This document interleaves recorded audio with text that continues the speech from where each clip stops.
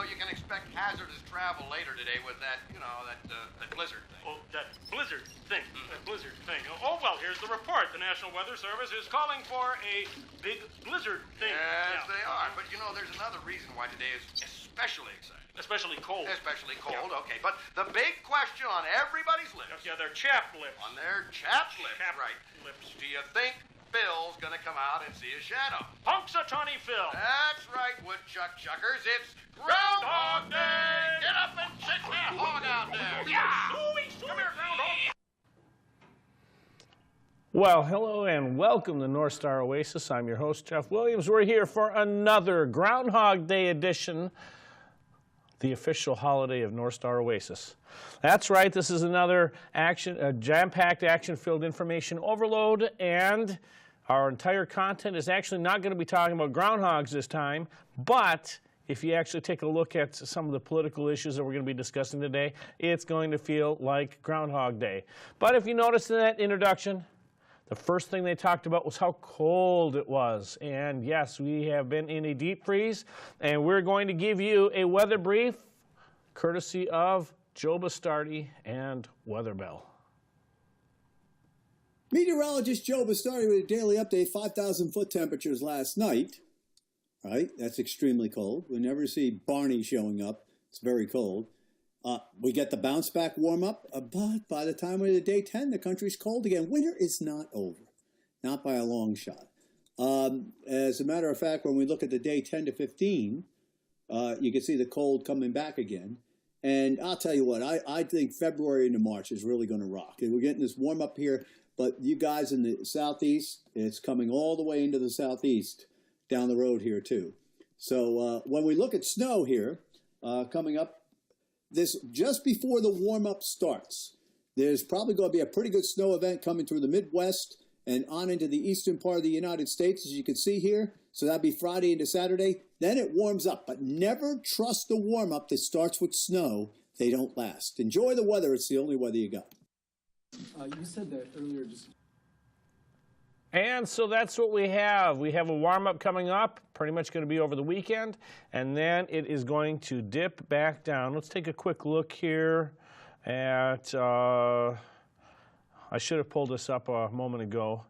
I'm trying to find the temperatures upcoming, and we'll just look at the 5-day forecast. We are supposed to have a high, this is Thursday the 31st of January, high of -5 and a low of -6, but then tomorrow, February 1st, it's 20 degrees for the high, 16 for the low, and then on Groundhog Day, Saturday, 37 degrees for the high and 31 for the low. We go up to 41 for the high on Sunday, 30 for the low, and then on Monday, 35 for the high and 4 degrees for the low.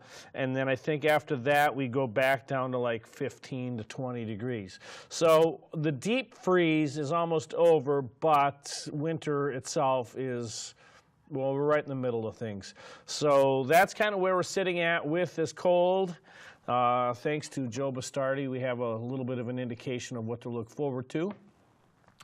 And keeping in line with the Groundhog Day theme, the federal government shutdown may be over, but the issue that forced that shutdown is a long way from being resolved. House Speaker Nancy Pelosi today just came out today and made a statement about the negotiations going on. What did she have to say about it? Let's find out. You said that earlier, just a minute ago, you said that the committee should be left to a consensus of its own devices. Yes. Whatever the product is, are you committed to allowing a floor vote? Whatever conference agreement that they have, are you committed to bringing that to the floor vote? Well, if they come up with a bipartisan consensus, of course. Even if it includes border wall money, though? We're not having a negotiation over this right now. They're having a negotiation over it in there. There's not going to be any wall money in the legislation. However, if they have some suggestions about certain localities where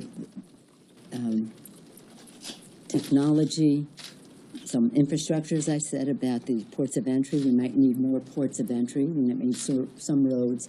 That's part of the negotiation. It is not a negotiation for the president to say, what did he say today? It doesn't matter what Congress does. I knew that he wanted it all to himself. I mean, oh, really? A president who wants to have Congress be completely irrelevant in how we meet the needs of the American people? No, come on. So let them work their will. I'm an appropriator. See, that's where one of the places I was forged. Intelligence. Should we go with that subject on the president? Intelligence and appropriations. And they know their brief, they know their limitations in terms of financial resources, and they have to choose the best way to use the money for the Americans. Did you catch what Speaker Pelosi just said? Quote, there's not going to be any wall money in the legislation. What has President Trump been saying this entire time? We're going to build a wall. He's been firm on that. And Pelosi, there's not going to be any wall money in the legislation. What does that tell me? What should that tell you? That should tell you that the House Democrats are not going to give an inch from their position of no. President Trump has already come out numerous times, and he's been willing to show some bending. That's what led to the end of the shutdown. But he's going to be just as firm and flexible. He's going to be just as firm as Pelosi when it comes to the wall. So we've got 15 days for the House Democrats to authorize something for the wall. And then, of course, we really got the real motive for Pelosi in that same statement when she got a little giddy and said, oh, I knew that he wanted it all to himself. That's all it's about, is getting credit. You know, she could do a wonderful service for her party and for our country if she would actually work with the president on finding an acceptable compromise. At the very beginning, she said it was all about votes. But she did say in the very beginning that it was all about votes. We know what it is with Pelosi. It's all about 2020. And President Trump's even said that. We've even covered this. So here we are, 15 days away from probably yet another government shutdown. So if you happen to be a federal employee out there watching this, do yourself a favor. Start putting money into your savings and bulk up on food. Get your bills paid in advance because you're just getting your back pay now from the last shutdown, the last furlough, and you know that you're probably going to be out on another one. Take care of your own business now while you have the funding, because if we're going to have another shutdown, you're the one who's going to be paying the price for it, because you have people in Congress who don't want to actually work on getting through this impasse. The president is still 1/3 of the government, the executive branch. The legislative branch has to meet him halfway, at least. The judicial branch, well, they're off in their own world. So if Nancy Pelosi thinks that we're not gonna get a wall, she's sorely mistaken. But again, this is Groundhog Day. We've been here before, and we talked about this for the most of January. I don't really need to talk much more about the wall. So now the ball's back in Nancy Pelosi's court. We'll see what she does with it. But now, we're going to bring up for the rest of today something that is extremely important in the immigration debate that's been long overlooked. And that happens to all come about from the Indianapolis, Indiana TV station, WTHR. They came out with a investigative report back in 2012. And we're going to bring that to you today. It's important to understand this issue. And this has to deal with the IRS tax loopholes. I'm not ready for that one yet. For the tax loopholes that were created for those who use the ITIN number to file their taxes. ITIN is largely what illegal immigrants use in lieu of having a Social Security number. That was created in 1986, and so that way people can still file. even if they don't have a Social Security number. And that's a whole nother issue in and of itself. Some of it's going to be covered in the series. But would you be surprised if I told you that $4 billion every single year gets fraudulently paid out to illegal immigrants who fraudulently file taxes with the ITIN number? What? $4 billion? Wow, that's like almost the entire amount that President Trump wants for the wall. Annually. But this is $4 billion every, I think it was like $4.2 billion every single year.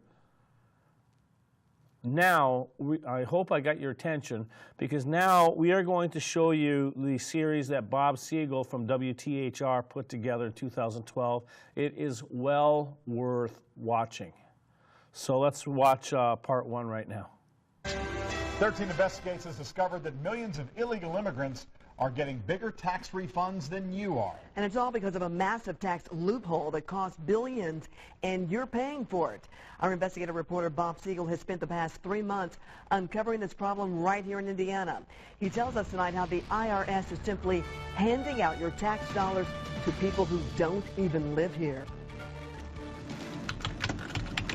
We are not showing his face, and he does not want you to know his name. But this longtime tax consultant does want you to know what he's discovered. There's not a doubt in my mind.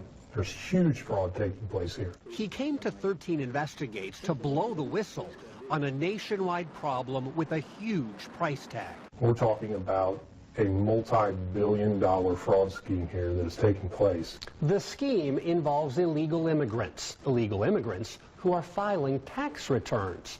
You see, everyone who earns money in the U.S. is required to pay taxes. The IRS says it's even required for those who are working here illegally. Of course, undocumented workers aren't supposed to have a Social Security number. So for them to pay taxes, the IRS created what's called an ITIN. It's an individual taxpayer identification number. While that may have seemed like a good idea, it's now backfiring in a big way. I think the public needs to know about this. This tax preparer says his office has been flooded by illegal workers who have figured out a loophole. It allows them to use their ITIN numbers to get huge refunds from the IRS. The loophole is called the Additional Child Tax Credit. It's meant to help working families who have children living at home. But 13 Investigates has found many undocumented workers claiming the tax credit for kids who live in Mexico. And we're talking lots of kids. We've seen 10, 12 dependents, most times nieces and nephews, on these tax returns. The more you put on there, the more you get back. Our whistleblower says he has thousands of examples. He showed us some of them after crossing out all identifying information on the tax returns. We're getting an $11,000 refund on this tax return. We're claiming 7 nieces and nephews. Here's a return right here. We've got a $10,300 refund.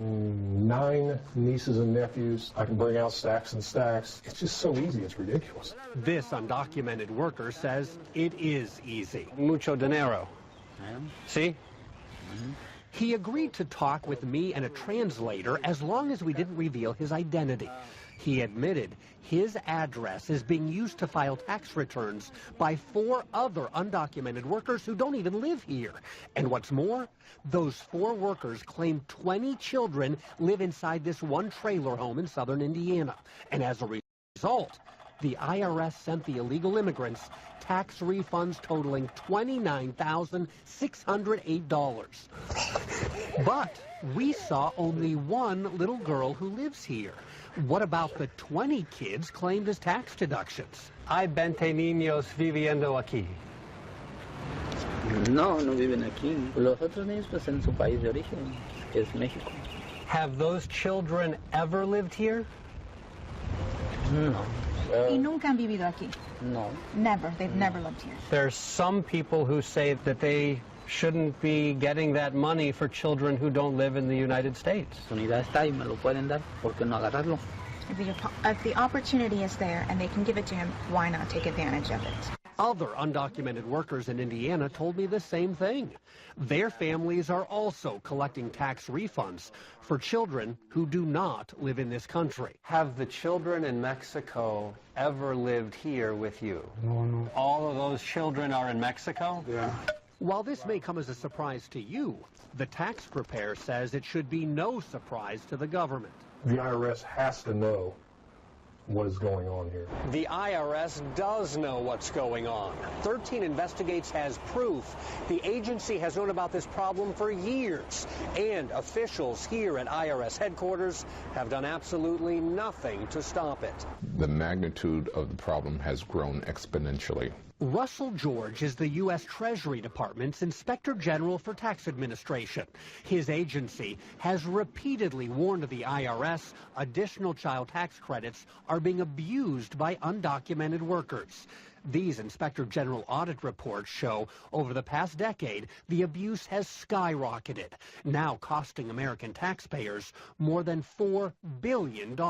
Keep in mind, we're talking about $4 billion per year. It's very troubling. He says even more troubling, the IRS has not taken action despite report after report from the Inspector General. We have made recommendations to them as to how they could address this, and they have not taken sufficient action, in our view, to solve the problem.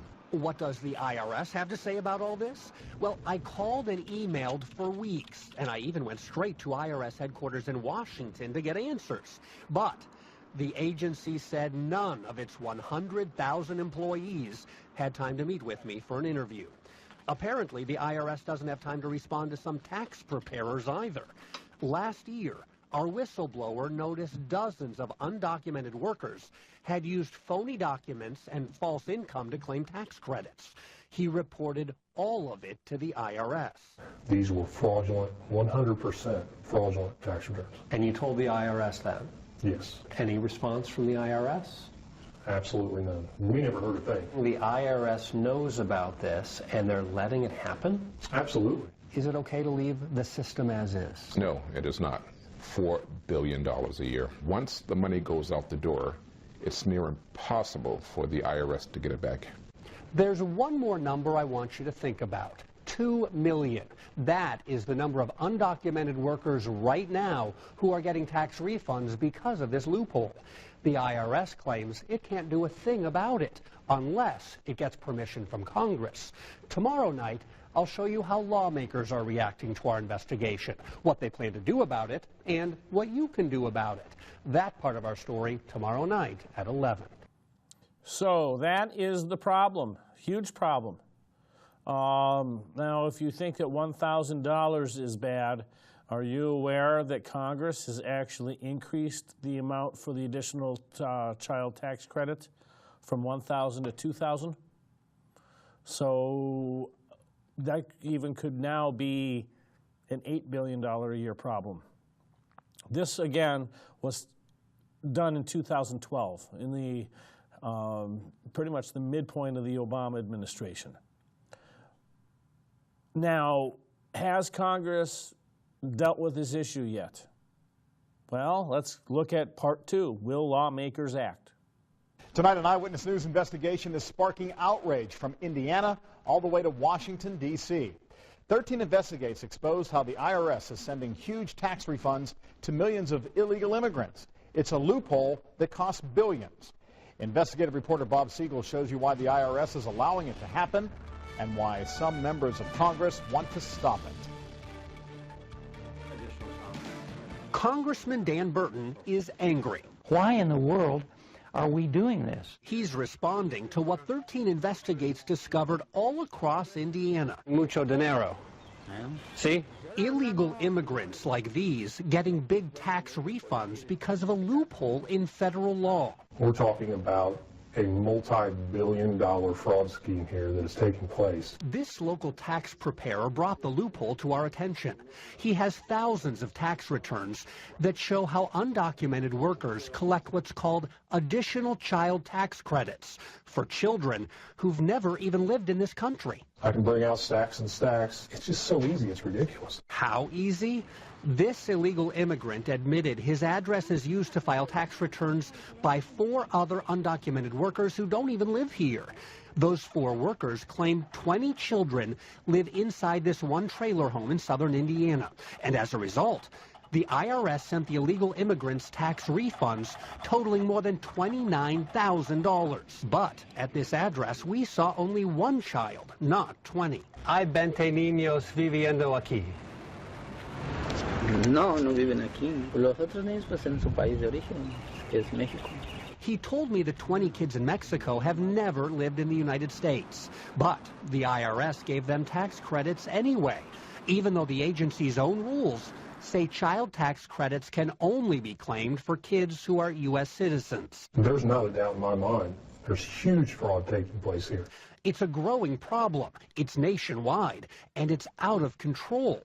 Eyewitness News obtained Treasury Department audit reports that show illegal immigrants now get additional child tax credits totaling $4.2 billion a year. Is it okay to leave the system as is? No, it is not. The Treasury Department's Inspector General for Tax Administration says the IRS should stop giving tax credits to undocumented workers. Over the past 5 years, he's repeatedly told that to the IRS, but the agency has not taken action. It's very troubling. It is something that is solvable. Why has the IRS done nothing? Well, despite phone calls, emails, even a visit to IRS headquarters to get answers, no one at the IRS would meet with me. The agency instead sent 13 Investigates a short statement saying it is following the law. And current tax law does not prevent undocumented workers from getting these big tax credits. The IRS says it can't change the law. That needs to come from Congress. We've got to deal with it. Congressman Burton and other lawmakers are now ready to act. They've already sponsored a bill. It would essentially authorize additional child tax credits only for U.S. citizens with a Social Security number. So far, the bill has gone nowhere. But after seeing our investigation, Burton says Congress must keep trying. I'm a taxpayer, and the thought of me paying for 24 people who are living in one trailer boggles my mind, especially when you tell me that most of them are still living in Mexico. That's unconscionable. Many immigrants disagree. You don't see this as taking advantage of the system? Para mí, no. Oh, for me? No. No, it's not taking advantage. I'm very thankful to this country for the help it gives me. This undocumented worker has lived in the United States for 14 years. Inside this home, he's raising 3 children here in Indiana. But he admits on his tax returns, he also includes 4 nieces and nephews who live in Mexico. Have the children in Mexico ever lived here with you? No, because they can't travel. If the children have never lived here, why should they be getting tax credits? My question is, who's going to help them if they're not eligible? To avoid them ending up in the drug mafia, begging in the street, being raped? There's a lot of things that could happen to them if you don't help. Because you know, when you come here, to your family down there, you are their hope. But the Inspector General insists additional child tax credits were never intended for illegal immigrants, let alone people who've never lived in the United States. It's being abused by people who are not entitled to use it.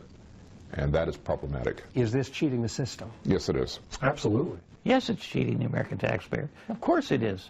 We all believe in humanity and humanitarianism. But we can't subsidize and take care of the whole world. Make no mistake, this is a politically charged issue, especially in an election year, and that's why some lawmakers are looking the other way. But I've already spoken to the offices of several representatives and senators who say this issue is too big to push off until next year. They think action will take place if taxpayers demand it. So if you feel strongly about this issue, one way or the other, now is a good time to let your lawmakers know. We've got their contact information posted at WTHR.com. I'm Bob Segall, Channel 13, Eyewitness News. Now, a reminder that this was from 2012. This is back when Lois Lerner was running things at the FBI. She wasn't the only one, but you know, when you think of the Barack Obama administration and the IRS, usually the name Lois Lerner comes to mind. I will actually have to agree with the IRS that they were following the law, and the law needed to be changed. I wish they could have done policy changes, but then again, we've already discussed the Obama administration at length over the years. The fact is, this is a problem. This is a problem that needed to have been confronted head on right away.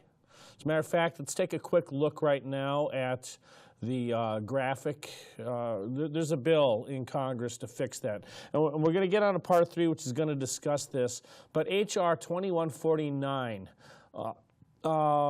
scroll down just a little bit. Okay, right there. To require inclusion of the taxpayer's Social Security number to claim the refundable portion of the child tax credit. The Refundable Child Tax Credit Eligibility Verification Reform Act. Notice it says of 2017.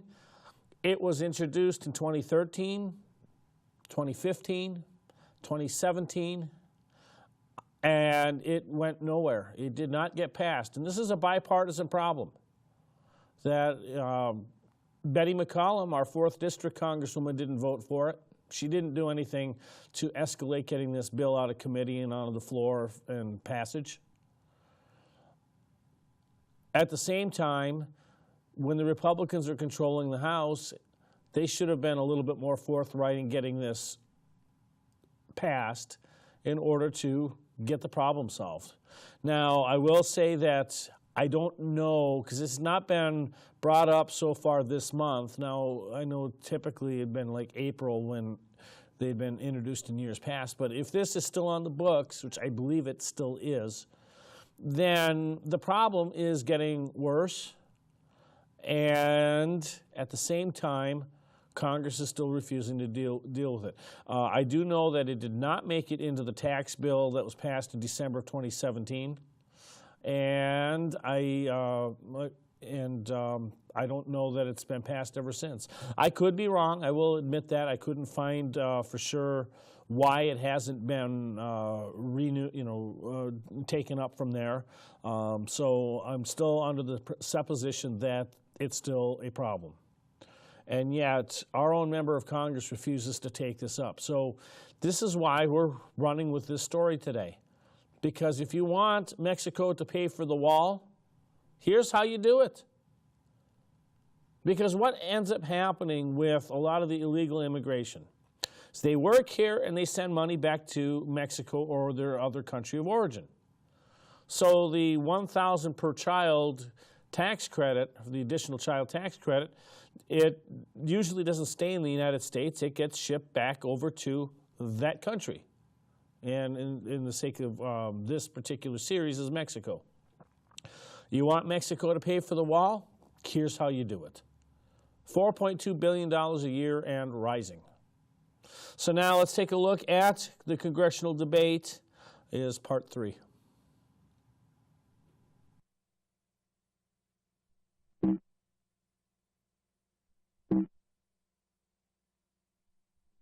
We'll get there in just a moment here. I know I put a little heat on my producer, and he's doing his best to get through this. 13 Investigates is getting action tonight after we exposed a multi-billion-dollar tax loophole. Good evening, everyone. I'm John Stair. And I'm Andrea Moorhead. Tonight, members of Congress are now debating the problem that we first told you about earlier this month. Now, it involves millions of undocumented workers who file tax returns using special identification numbers given to them by the IRS. It allows them to pay taxes without having Social Security numbers. But many of these workers have figured out that number also allows them to get a child tax credit. In fact, some workers are even claiming credits for children who live in other countries. Our investigator Bob Segall is here tonight to explain the latest turn in our exclusive 13 Investigates report. Bob. Well, 3 million people have already watched our investigation on the internet. Among all those people, many lawmakers. And today, what we discovered was a big topic of discussion in Washington. Due to a loophole in the tax code, the IRS is shoveling out billions of Americans' taxpayer dollars to those who are here illegally. That Texas congressman is talking about a loophole recently exposed by Eyewitness News after a tax preparer came to 13 Investigates to blow the whistle. We're talking about a multi-billion-dollar fraud scheme here that is taking place. The scheme involves illegal immigrants who are getting tax refunds totaling more than $4 billion a year. In many cases, the IRS is paying that money to undocumented workers who are committing fraud, claiming child tax credits for kids who do not live in the United States. Hay 20 niños viviendo aquí. No, no viven aquí. Los otros niños pues en su país de origen, que es México. Lawmakers all over the country are taking notice. This is where our taxpayer dollars are going, the child tax credit. One investigation in Indiana said illegal immigrants receiving $29,608 for 20 children that they claimed for the tax credit who live in Mexico and have never visited the United States before. The chairman of the House Budget Committee wants tax credits for illegal immigrants stopped, and so do other lawmakers who saw our investigation. They debated it Thursday morning on the floor of the House. Illegal immigrants are even filing tax returns claiming children who do not live in America. According to a recent report by NBC Indianapolis Wthr, Mr. Speaker, there really shouldn't be any controversy over this. The American people are speaking out against this. The Treasury and Tax IG has spoken out against this. Mr. Speaker, we can fix this, put a stop to the abuse of precious taxpayer dollars by simply requiring a Social Security number. That proposal, now in Congress, is part of a complex package of spending cuts, and it's very controversial. That bill is not going to go anywhere in this Congress. Eyewitness News political consultant Robin Winston says closing the tax loophole for illegal immigrants is something Congress is not likely to do anytime soon. It would take some Democrats and Republicans going into a room and saying this isn't about immigration reform. This is about fairness to American taxpayers, and everybody to put their ego in a drawer and decide to work together to move this out of there. But some lawmakers are stepping up the pressure. After seeing our investigation, they're now sending letters to the Treasury Department and the IRS demanding answers. And at least there's now some serious talk about change. Americans want, need, and deserve better protection of their hard-earned money, and we owe it to the United States of America to take action today.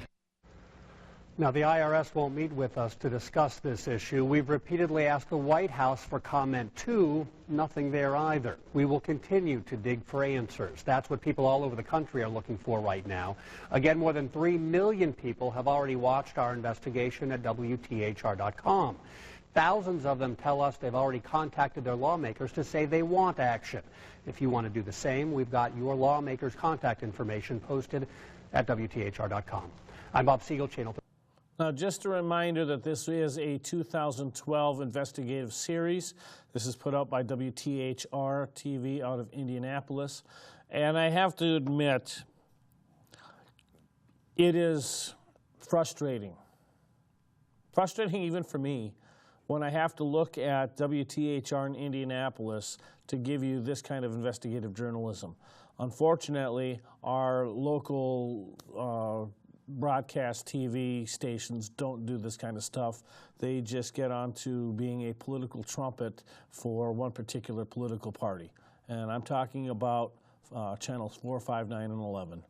And it's really sad to see that when we play stuff like this to give you more information as to what's going on, we have to dig into Indianapolis to get you an investigative report, and we also use Al Jazeera and RT simply because they actually cover American national news better than our mainstream media, that the fourth estate that we have relied on for so many years to make you an informed citizen. So that's just my little disclaimer out of frustration at the inability for the local news media to do their job. So with that, we're going to actually now talk about, we're going to go to part 4 with looking at IRS workers. tax loophole that costs billions of dollars and sends it to illegal immigrants. 13 Investigates broke this national story, and right away, the IRS said the blame lies with Congress. But not so fast. Tonight, IRS insiders all over the country are speaking out. Investigative reporter Bob Segall shows you why the real problem now appears to be inside the IRS. Try looking for WTHR's investigation about a tax loophole. Paperwork, every and you'll find it's really got people talking. This is complete incompetence and it's fraud. This is ridiculous. It's beyond carelessness by the IRS. Has known about this problem for years. And some of those people have startling new information. When people hear what you have to say, they're going to be mad. Absolutely. It is mind-blowing, isn't it? These are insiders from the IRS, and you're going to hear from them in a moment. They are some of the new whistleblowers now stepping forward after seeing our investigation, an investigation that all began with a tip from a single Indiana tax preparer. We're talking about a multi-billion-dollar fraud scheme here that is taking place. He came to Eyewitness News to show how millions of illegal immigrants file tax returns in order to get big refunds from the IRS. In many cases, getting tax credits for children who've never even lived in the United States. Undocumented workers like these admitted this year their families got $4,000, $9,000, even $30,000 in tax credits for nieces and nephews who live in other countries. It's just so easy, it's ridiculous. Why is it so easy? Well, we went to IRS headquarters in Washington for answers, but no one would meet with us. IRS administrators won't discuss it. But that's not the case for IRS employees who work on the front lines. I'm baffled that this is still going on. Happen all the time. You know it's wrong. If you push the issue, you don't have a job anymore. These IRS insiders agreed to meet with me in person as long as we didn't show their faces. 9 others talked to me on the phone. And you're in Texas? They are all current or former IRS workers who contacted Eyewitness News after seeing our investigation. And they all have experience working at an IRS processing center, like this one in Austin, Texas. If an undocumented worker is going to get a tax credit, this is where the paperwork and the problems begin. Somebody needs to know about this. This needs to be stopped. Here's how it works. Congress decided years ago that illegal immigrants who work in the U.S. must pay taxes. Since they're not eligible for a Social Security number, the IRS created what's called an ITIN, an individual taxpayer identification number.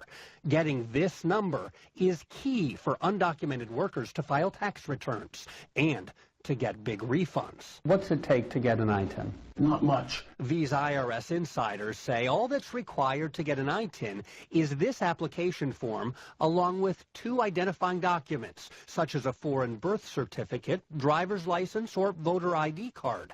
Those types of documents are easily forged, and these workers say bogus documents are what the ITIN processing center receives every day. How do you know if the documentation is real or if it's fake?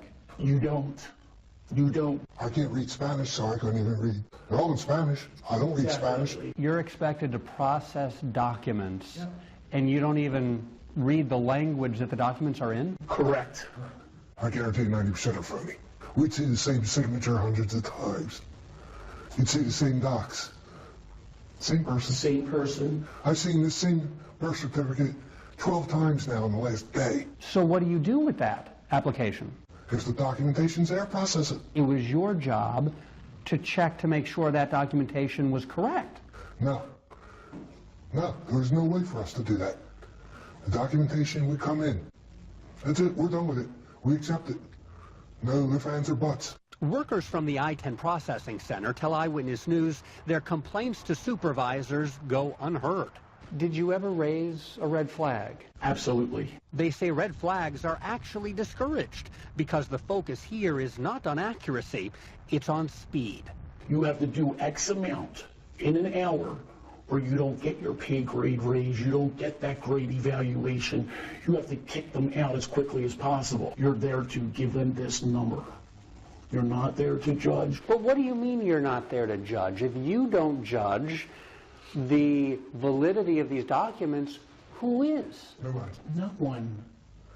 This is how they're getting these numbers. That helps explain what this Indiana tax preparer sees on a regular basis. It's very frustrating. Illegal immigrants who get big tax refunds by sending the IRS paperwork that doesn't even match. Not even close. Take a look at this. It's a 1040 tax return for a man named Victor, and this is the W-2 he submitted to show how much he got paid. But the W-2 shows a different name. Victor also goes by Jose, and Jose has a Social Security number, while Victor has an ITIN number. It doesn't matter to the IRS. Victor listed 7 nieces and nephews on his tax return, all have ITIN numbers and live in another country, and despite all the discrepancies, Victor got tax refunds and additional child tax credits totaling more than $9,000. As a tax preparer, when you see that the Social Security number and the names don't match up, why would you still send them in together? Because the IRS tells us that is how we are supposed to do that. He's right.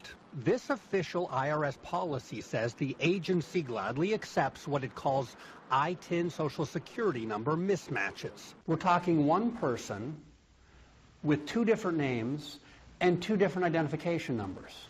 Why is that allowed to be matched up and submitted to get a tax refund? I have no clue. Keep in mind, most undocumented workers are not legally entitled to a Social Security number. So if they're listing one on a tax return, it means the number is likely stolen from somebody else. They're basically using everyday Joe taxpayers' Social Security numbers. What steps are taken to prevent fraud? There aren't any. These numbers are running amok. This is out of control. The Inspector General of the U.S. Treasury agrees. He says this is a problem that now costs American taxpayers more than $4 billion a year. And he says the IRS is not doing something so simple as checking documents to make sure the agency is not giving out fraudulent tax credits. Now, some of the examples we've shown you in our investigation are from Mexico.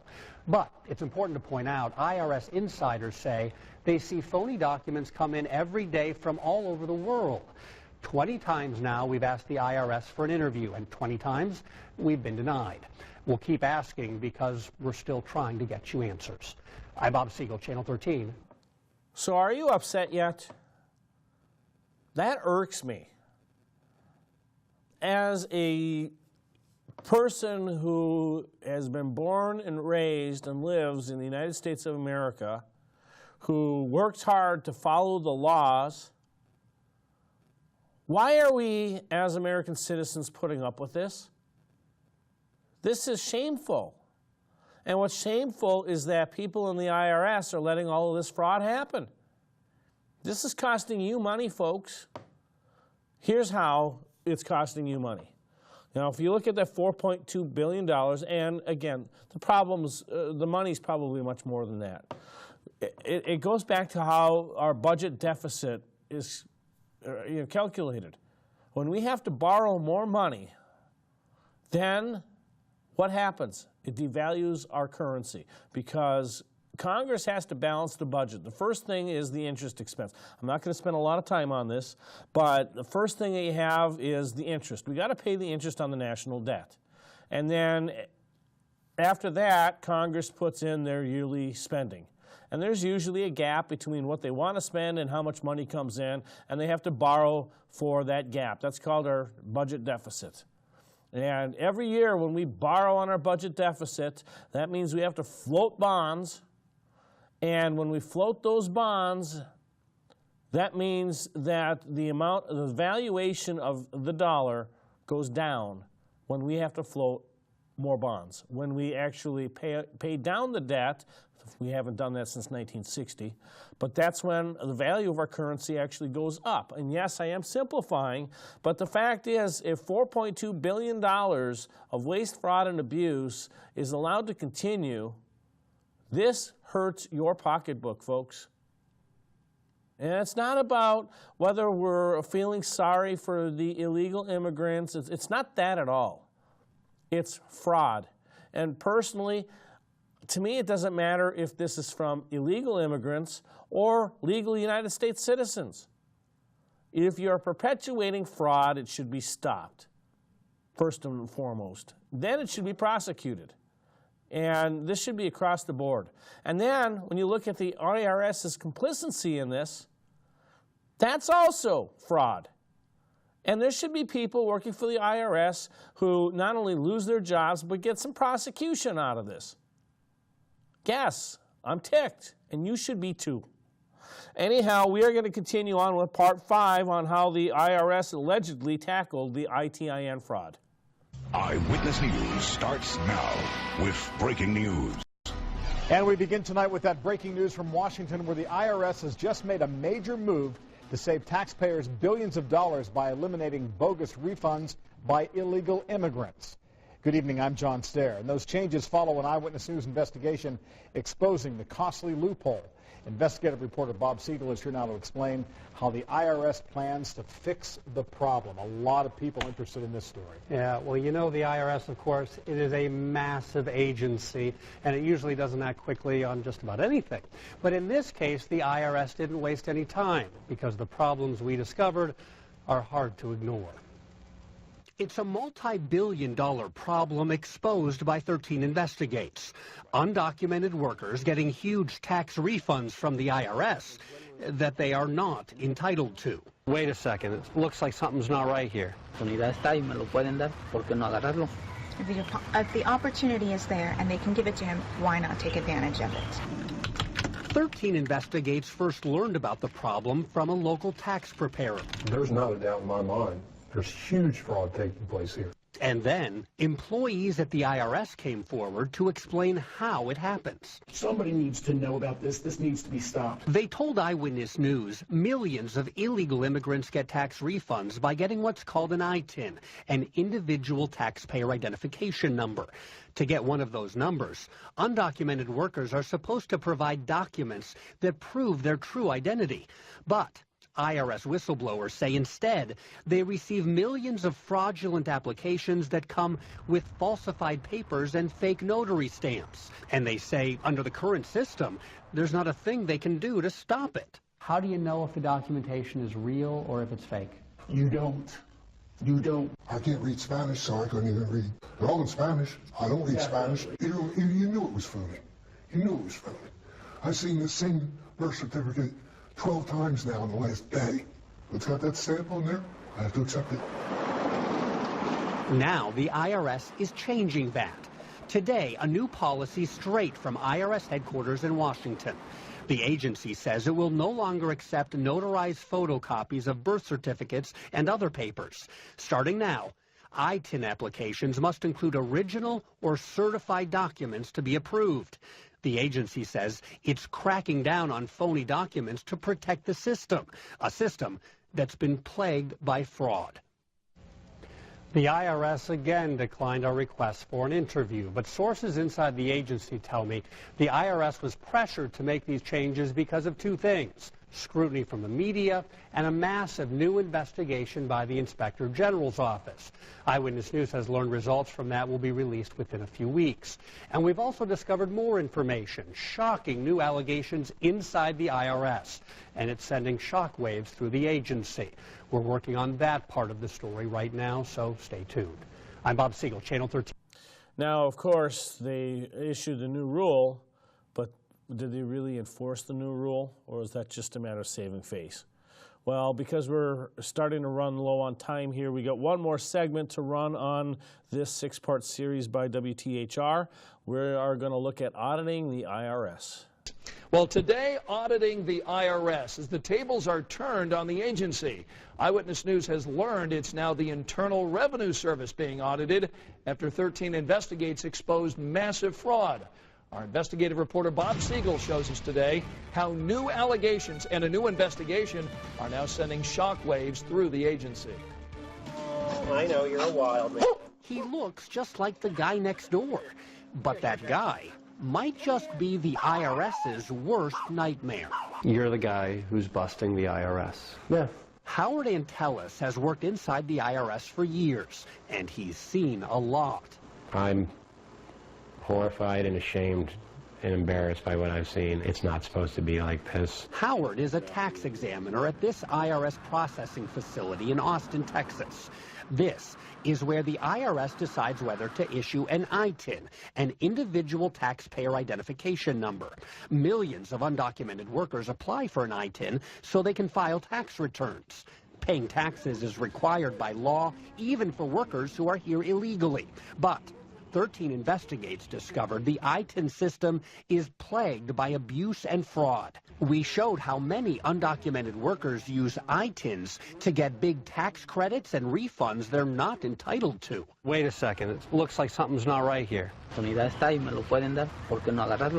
If the opportunity is there and they can give it to him, why not take advantage of it? We showed how millions of undocumented workers get their ITIN applications approved using phony documents. Documents that these IRS workers say they can't even read. I can't read Spanish, so I couldn't even read. They're all in Spanish. And we showed how the problem has grown out of control. We're talking about $4 billion per year. After seeing our investigations, Howard contacted 13 Investigates to say all of that is just the beginning. We were being told by upper management to ignore fraud and to assign ITIN numbers, and it's a license to steal when you allow that. When it comes to fraudulent ITIN applications, Howard says managers at the IRS actually tell tax examiners they should look the other way, even when they find clear signs of criminal activity. It's just a joke what we accept. It's just been, we'll take anything. For example, Howard received a stack of ITIN applications, all for children attending the same school in South Carolina. When he researched that school, he discovered it didn't even exist. So he told his bosses. Look at this. This is fraud. But he says IRS managers ordered him to approve the applications anyway. Howard's convinced he granted ITINs for kids who aren't even real. We're not supposed to look into anything. We're not supposed to examine anything. It's like an assembly line. It's just get it out of here. Boom, boom, boom, get it out of here, and don't worry about the fraud. Fraud slows us down. After years of reporting that fraud directly to his bosses with no success, this tax examiner decided to take drastic action. I've been working for the federal government for 23 years. I signed an ethical standard of conduct when I went to work there that says, if you see fraud, you need to report it. And I tried, and I tried, and I tried. Couldn't get anywhere, and so... You decided enough was enough. Mm-hmm. And I went into an office, quiet office, and I started making phone calls. Those phone calls went here, to the office of the Inspector General in Washington. The IG's office confirms it then dispatched auditors to Texas to interview Howard and dozens of other tax examiners. That's when auditors learned IRS employees were actually encouraged to ignore fraud. They went, what? It's shocking that something like this could have gone on for as long as it has. The Inspector General's investigation has taken more than a year. A final audit will be released this summer, and it will give further proof of what Eyewitness News first exposed last month, that millions of undocumented workers can get ITINs by filing fraudulent paperwork, and employees at the IRS lack the proper support, training, and tools to prevent it. That's where all the fraud is. The fraud is in the fake notary stamps and the fake documents, which we've been accepting. 90% of the people there have no idea if a fraudulent document hit them in the face. That is about to change. Just days after our last investigation, the IRS sent senior officials from Washington to the ITIN processing center in Texas. And now, facing growing pressure, the IRS has announced it will begin cracking down on ITIN fraud. Tax examiners are now getting more training. And to get an ITIN, undocumented workers will have to prove their identity through original certified documents.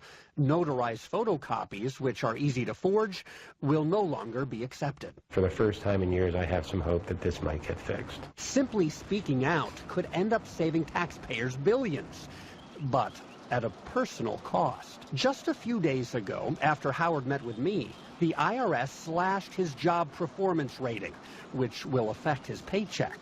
Howard believes it's retaliation for blowing the whistle on his managers, and he wonders what might happen next. Are you nervous? Are you afraid? A little bit, but not really. I guess they could try to fire me, but I don't think they will. There will be people who see this news report and say, Howard Entellus is a hero. I've never asked for any recognition for any of this. All I'm interested in is seeing this get fixed. We've been allowing the U.S. taxpayer to get robbed for years now, and those days appear to be over. 13 Investigates has learned the IRS will spend the next 6 months reviewing all areas of the ITIN program. And by the end of the year, it will issue more rules to further reduce fraud. Now, the IRS still won't meet with 13 Investigates to answer any of our questions. But they're the same questions now being asked by the Inspector General. So we'll finally begin to get answers for you when the IG's audit report is released later this summer. I'm Bob Segall, Channel 13. That was the last of the 6-part series. Now, we're going to show you one last clip here before I give you my final thoughts, and that is the Peabody Award for 2012 for investigative journalism went to Bob Segall and the crew of Wthr for that series. And let's take a look at their acceptance speech right now. Our next award goes to Investigating the IRS, a local tip led to the national level and exposed how the IRS was deceived. The Treasury Department's Inspector General for Tax Administration says the IRS should stop giving tax credits to undocumented workers. Over the past 5 years, he's repeatedly told that to the IRS, but the agency has not taken action. It's very troubling. It is something that is solvable. Why has the IRS done nothing? The agency sent 13 Investigates a short statement saying it is following the law. And current tax law does not prevent undocumented workers from getting these big tax credits. Accepting the award is Senior Investigative Reporter Bob Segall.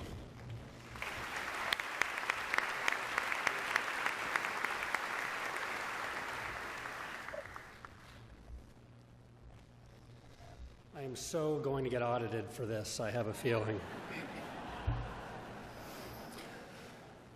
This wasn't a story just about gross, unimaginable government incompetence. It's about brave people who are willing to step forward and say, enough is enough. The amazing part of this story is it all started with one angry tax preparer in Indianapolis, willing to come forward, share his story at his own personal cost, and others then started to come forward as well, turning it into a national story, which will save all of us $20 billion in the next 5 years. At a time when government secrecy and corporate secrecy seem to be at an all-time high, we need whistleblowers, and we need to be celebrating whistleblowers now, perhaps more than ever. I also want to celebrate the people behind me: Bill Ditton, Cindy Hebert, Steve Rhodes, Jacob Jennings, as well as Chris Burke, Amy Ramirez, Steve Wolf, the very talented colleagues at Wthr who made this complex story come to life. And finally, a huge thank you to John Cardenas and John Wolf and to Dispatch Broadcasting for our little TV station in Indianapolis. This is the third Peabody in the last 7 years. I dare say more than any other local TV station in the country, and that simply doesn't happen without the support and commitment to investigative journalism and telling important stories. Thank you all very much.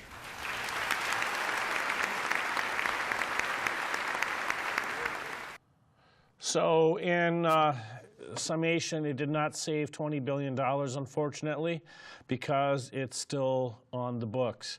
I did find a story here from December 2017 regarding the tax cut bill that was passed and signed into law, that the House included the closure of the tax loophole in their version, but the Senate did not pass it through conference, which means that that loophole is still being used. Call your member of Congress, call your senator, let's get this loophole fixed. For Dallas Pearson producer, I'm your host, Jeff Williams. Thanks for watching. We'll see you next week. Happy Groundhog Day. 327 shopping days left until Christmas.